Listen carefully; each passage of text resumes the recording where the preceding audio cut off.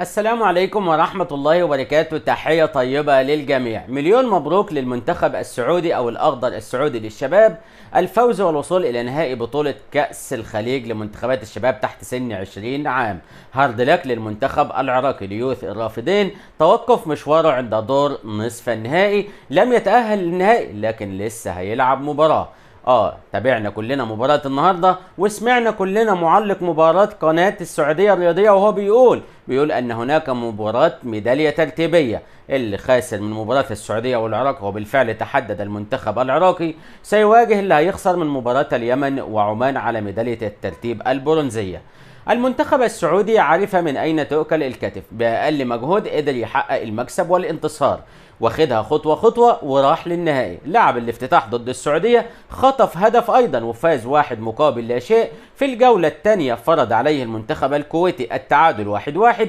فاز في الجولة التي تليها على المنتخب القطري 2-0 وتأهل في صدارة المجموعة الأولى. النهاردة في مباراة نصف النهائي خطف المباراة خطف هداف البطولة عبد العزيز الشمري اللي مسجل 3 أهداف، قدر يدخل ويتغلغل ما بين خطي دفاع منتخب العراق من عرضية مميزة في الدقائق الأولى من المباراة تحديدا الدقيقة 8 تقريبا، ومن عرضية مميزة قطع على القايم القريب واستغل الأخطاء الدفاعية في عدم الرقابة الثنائية وأسكن الكرة الشباك مسجلا هدف التقدم للمنتخب السعودي. المنتخب السعودي بدأ بداية قوية، ولكن لما سجل الهدف بدأ يتراجع لأنه محقق الهدف المنشود وهو التأهل والوصول للنهائي.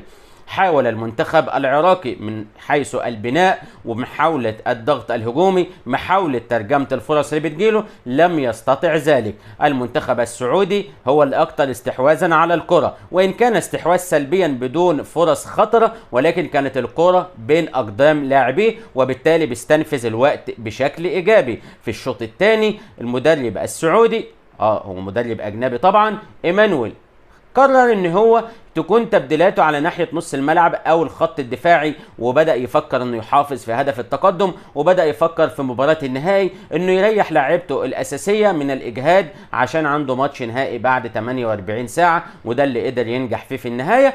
خطف المباراة وراح لنهائي البطولة، وبالفعل هو يستحق الفوز النهاردة. سعى إليه ووصل له وحافظ على تقدمه وقدر يروح لمباراة النهائي كأول الأطراف الواصلة.